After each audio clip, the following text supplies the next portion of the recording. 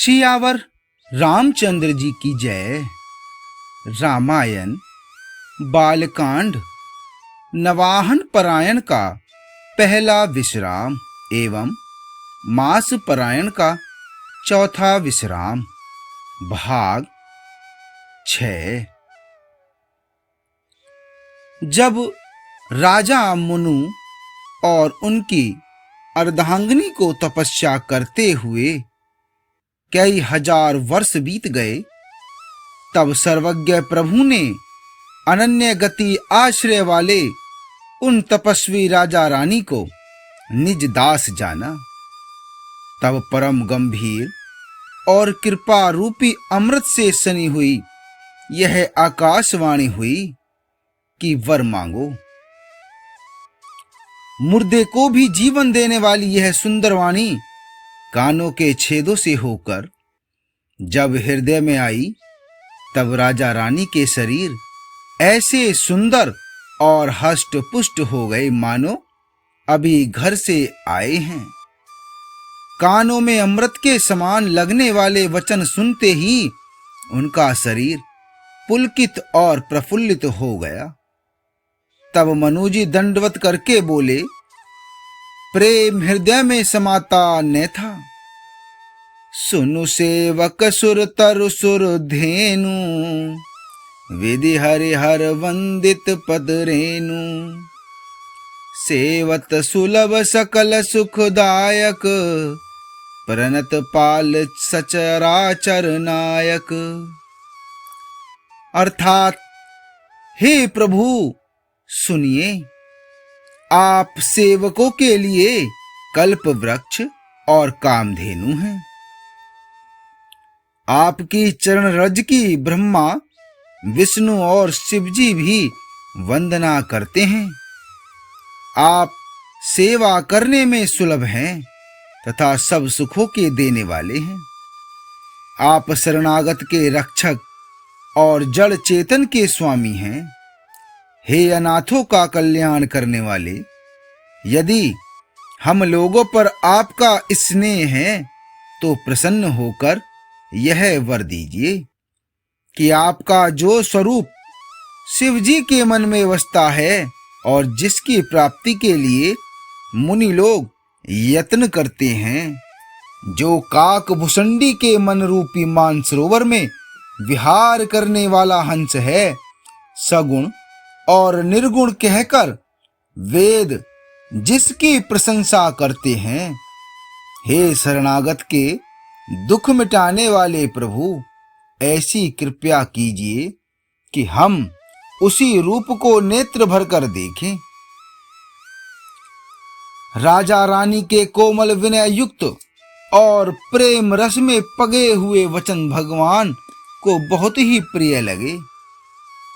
भक्त वत्सल कृपा निधान, संपूर्ण विश्व के निवास स्थान या समस्त विश्व में व्यापक सर्वसमर्थ भगवान प्रकट हो गए। नील सरोरुह नील मणि, नील नीरधर श्याम। लाजहि तन शोभा निरखी, कोटि कोटि सतकाम।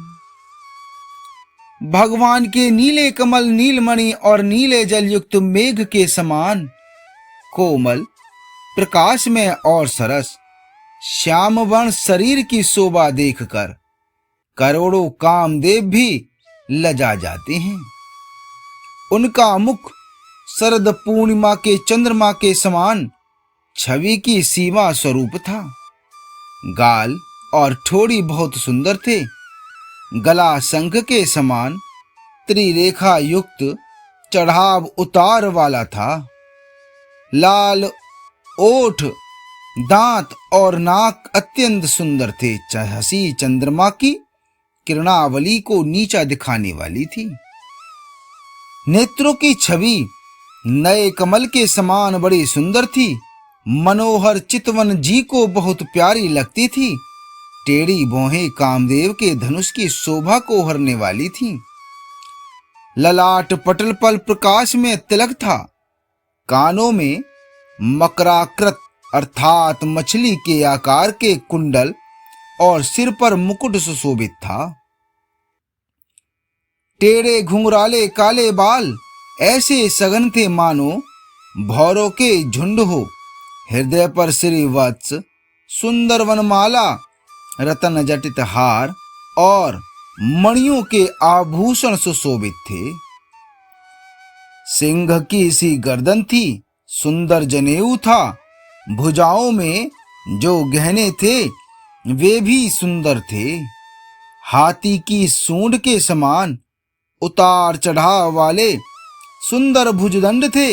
कमर में तरकस और हाथ में वाण और धनुष शोभा पा रहे थे।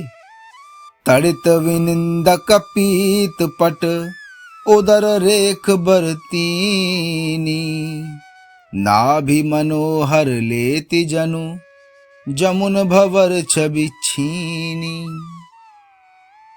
स्वर्ण वर्ण का प्रकाश में पीतांबर बिजली को लजाने वाला था। पेट पर सुंदर 3 रेखाएं त्रिवली थी। नाभि ऐसी मनोहर थी मानो यमुना जी के भंवरों की छवि को छीनने लेती हो। जिनमें मुनियों के मन रूपी भौरे बसते हैं, भगवान के उन चरण कमलों का तो वर्णन ही नहीं किया जा सकता। भगवान के बाएं भाग में सदा अनुकूल रहने वाली शोभा की राशि, जगत की मूल कारण रूपा आदि शक्ति श्री जानकी जी से शोभित हैं। जासु अंश उपजहि गुण खानी, अगणित लक्ष्य उमा ब्रह्मानी। भ्रकुटी विलास जासु जग होई, राम बाम दिशि सीता सोई। अर्थात जिनके अंश से गुणों की खान अगणित लक्ष्मी, पार्वती और ब्रह्माणी त्रिदेवों की शक्तियां उत्पन्न होती हैं तथा जिनकी बाहों के इशारे से ही जगत की रचना हो जाती है, वही भगवान की स्वरूपा शक्ति श्री सीता जी श्री रामचंद्र जी की बाईं ओर स्थित हैं। शोभा के समुद्र श्री हरि के रूप को देखकर मनु शतरूपा नेत्रों के पटपल के रोके हुए एक टक स्तब्ध रह गए। उस अनुपम रूप को वे आदर सहित देख रहे थे और देखते देखते अघाते ही न थे।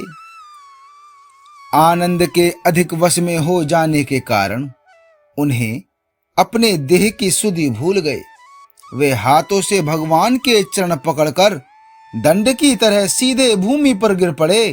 कृपा की राशि प्रभु ने अपने कर कमलों से उनके मस्तकों का स्पर्श किया और उन्हें शीघ्र ही उठा लिया और बोले, बोले कृपा निधान पुनि, अति प्रसन्न मोहि जानी। मांगहु वर जोई भाव मन, महादानी अनुमानी। फिर कृपा निधान भगवान बोले, मुझे अत्यंत प्रसन्न जानकर और बड़ा भारी दानी मानकर जो मन को भाए वही मुझसे तुम वर मांगो। प्रभु के वचन सुनकर दोनों हाथ जोड़कर और धीरज धरकर राजा ने कोमल वाणी कही कि हे नाथ, आपके चरण कमलों को देखकर अब हमारी सारी मनोकामना पूरी हो गई। फिर भी मन में एक बड़ी लालसा है, उसका पूरा होना सहज भी है और अत्यंत कठिन भी। इसी से उसे कहता नहीं बनता। हे स्वामी, आपके लिए तो उसका पूरा करना बहुत सहज है, पर मुझे अपनी कृपणता अर्थात दीनता के कारण वह अत्यंत कठिन मालूम होता है। जैसे कोई दरिद्र कल्प वृक्ष को पाकर भी अधिक द्रव्य मांगने में संकोच करता है, क्योंकि वह उसके प्रभाव को नहीं जानता, वैसे ही मेरे हृदय में संशय हो रहा है। हे स्वामी, आप अंतर्यामी हैं, इसलिए उसे जानते ही हैं। मेरा वह मनोरथ पूरा कीजिए। भगवान ने कहा कि हे राजन, संकोच छोड़कर मुझसे मांगो। तुम्हें न दे सकूं ऐसा मेरे पास कुछ भी नहीं है। दानि शिरोमणि कृपा निधि, नात कहु सती भाऊ। चाहु तुमहि समान सुत, प्रभु सन कवन दुराऊ। प्रभु के कहने पर राजा ने कहा कि हे दानियों के शिरोमणि, हे कृपा निधान, हे नाथ, मैं अपने मन का सच्चा भाव कहता हूं कि मैं आपके समान पुत्र चाहता हूं। प्रभु से भला क्या छिपाना। आगे का भाग 7 में। सियावर रामचंद्र जी की जय।